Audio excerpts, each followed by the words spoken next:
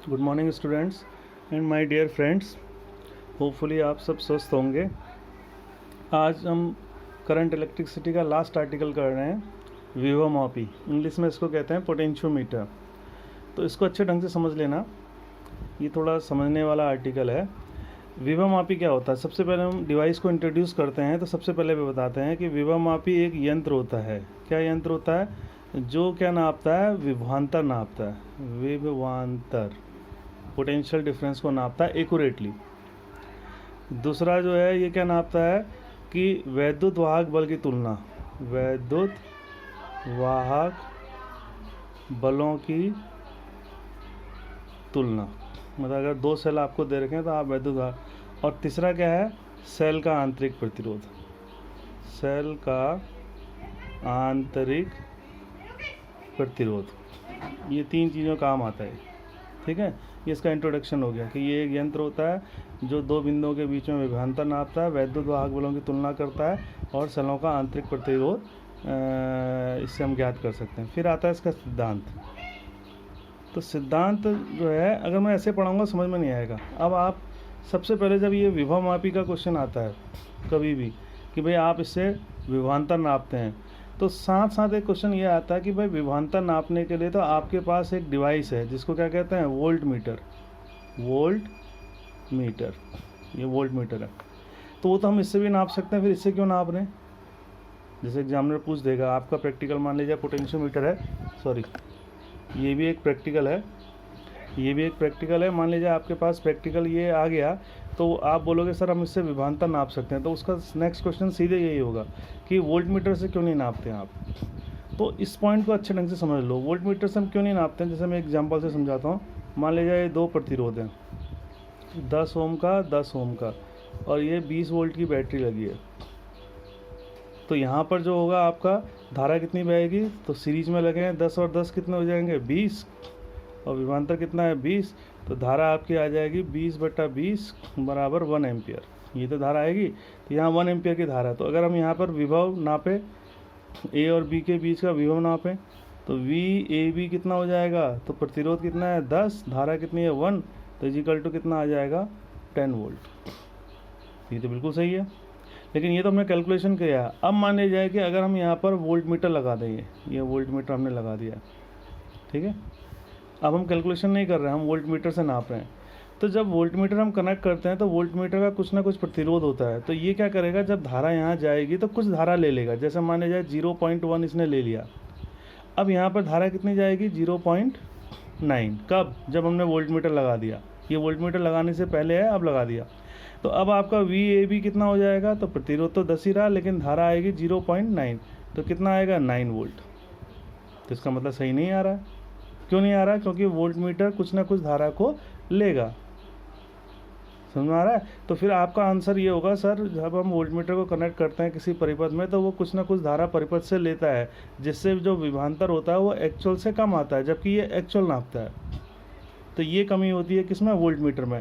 अच्छा, एक पॉइंट और क्लियर कर दूँ, अगर आप इसी वोल्ट मीटर से नापना चाहते हैं, एक्यूरेटली नापना चाहते हैं, तो आपको इसका प्रतिरोध क्या करना पड़ेगा? बढ़ाना पड़ेगा, ताकि ये कम से कम धारा ले। और जीरो धारा कब लेगा? बिल्कुल भी धारा कब लेगा? जब इसका प्रतिरोध कितना होगा? अनंत। तो इसीलिए जो आदर्श वोल्ट मीटर होता है, कभी कभी पूछा जाता है कि आदर्श वोल्ट मीटर का प्रतिरोध कितना होता है। आदर्श का मतलब जो सही रीडिंग देगा, तो उसका कितना होता है? अनंत, आदर्श प्रतिरोध का। तो इसलिए हम लोग कहते हैं कि जो आइडियल वोल्ट मीटर है उसका प्रतिरोध इन्फिनिटी होता है, लेकिन ऐसा हम बना नहीं सकते हैं। तो इसका मतलब कुछ ना कुछ धारा वो लेगा, इसका मतलब कुछ ना कुछ रीडिंग में एरर आएगी। समझ में आ गया? तो अब हम नापे कैसे? तो उसका एक तरीका निकाला साइंटिस्ट ने। उन्होंने बोला भाई देखो, जैसे आपको मान लीजिए इस सेल का ईएमएफ निकालना है, ध्यान से देखना, इस सेल का आपको ईएमएफ निकालना है। तो आप क्या करो, एक ज्ञात सेल ले लो, ये ज्ञात है, मतलब जिसका विभव हमें पता है। मान लीजिए कितना वोल्ट है? 6 वोल्ट है। अब आप क्या करो, दोनों के नेगेटिव जोड़ दो और यहाँ पर लगा दो गैल्वेनोमीटर। लगा दिया हमने, लगा दिया। मान लीजिए गैल्वेनोमीटर की सुई कितना दिखा रही है? 0। तो ये तो धारा बहेगा यहाँ को, ये धारा बहेगा यहाँ को। नेट धारा कितनी है? 0। नेट धारा कितनी है? तो जब नेट करंट जीरो है तो इसका मतलब इनकी ताकत भी आपस में बराबर है। तो इसका मतलब कि जो आपका ये अननोन है, जो आपका ये अननोन ई है, वो कितने के बराबर है? 6 वोल्ट के बराबर है। तो इसमें कहीं पर भी धारा ले नहीं रहा है, एक ही परिपथ है दोनों के लिए। यहाँ पर कंपैरिजन हो रहा है जैसे तराजू में होता है। अब दिक्कत यहाँ फिर आ गई। दिक्कत क्या आई? मान लीजिए कि ये हमने 6 वोल्ट लगाया तो डिफ्लेक्शन यहाँ आया, ये जीरो है, ये 6 वोल्ट में यहाँ आया और 7 वोल्ट में यहाँ आया। तो अब क्या दिक्कत आई? अब हमें ये दिक्कत आई कि भाई 6 से तो ज़्यादा है अननोन का, क्योंकि इधर को आ रहा है, एक तरफ आ रहा है, 7 से इधर को आ रहा है। तो इसका मतलब कि हमारा अननोन जो है वो 6 से तो बड़ा है, लेकिन 7 से क्या है? छोटा है। तो इसका मतलब हम एक्यूरेटली बता नहीं पा रहे कितना है। तो फिर इसका सोल्यूशन क्या निकाला? तो उन्होंने इसका सोल्यूशन निकाला कि उन्होंने क्या करा कि उन्होंने कहा भाई जो आपका अननोन है, नोन है, जैसे मान लीजिए 12 वोल्ट का है, इसके पैरेलल में एक लंबा तार जोड़ दो आप।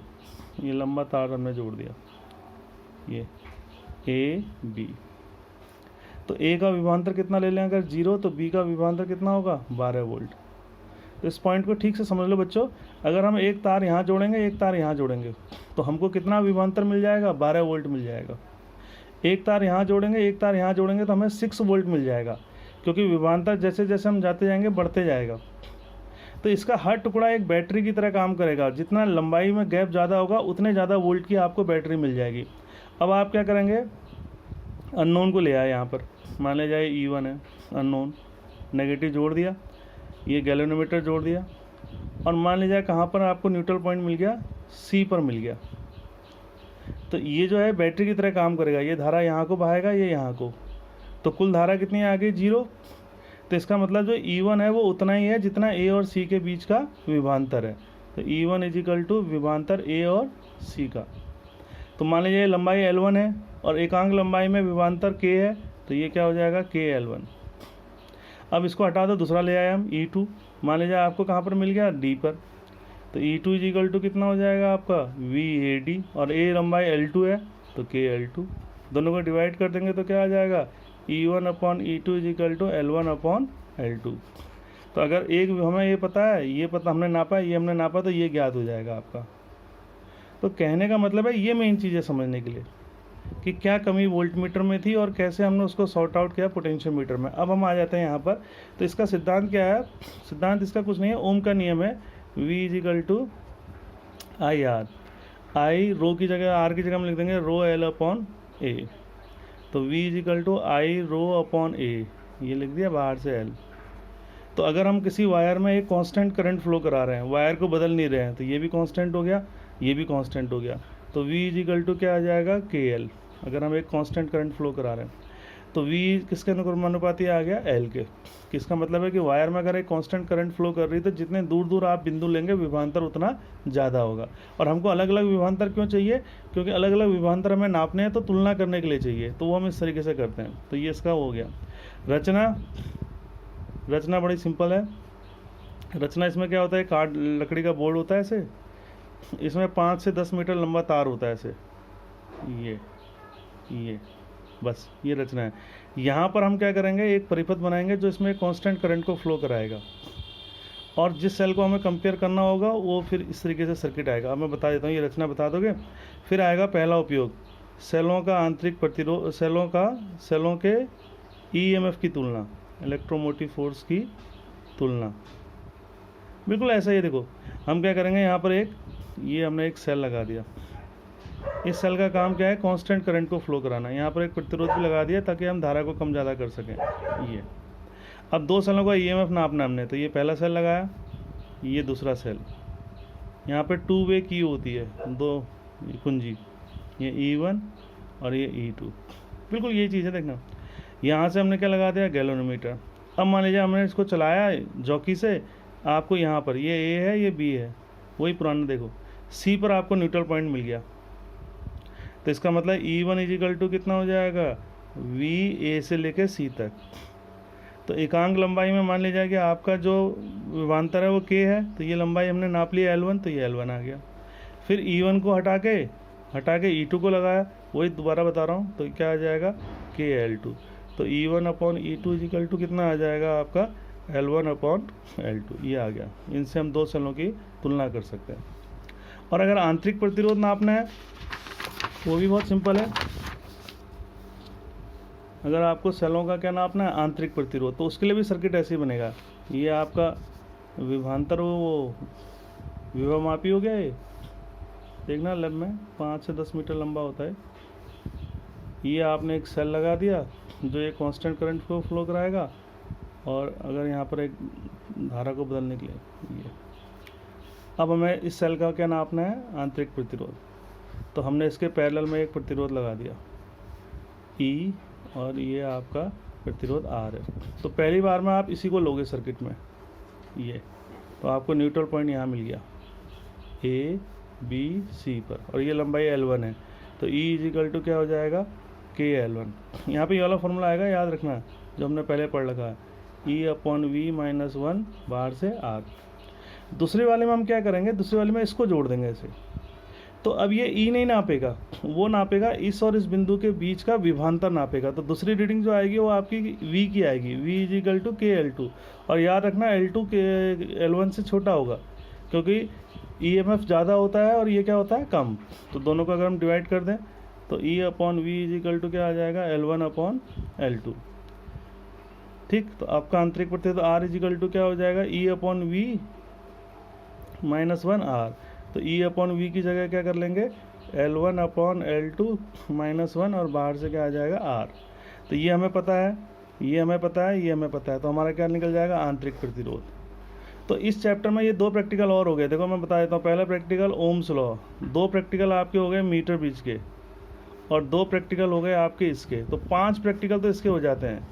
तो प्रैक्टिकल की तैयारी करनी है तो ये चैप्टर अच्छे ढंग से पढ़ लेना। अब ये चैप्टर कंप्लीट हो गया है। अब कल हम जो है इस चैप्टर के न्यूमेरिकल्स करेंगे। तो न्यूमेरिकल करने से पहले एक बार चैप्टर पढ़ लेना, और जो आपके वो हैं एग्जाम्पल्स हैं वो कर लेना। Thank you.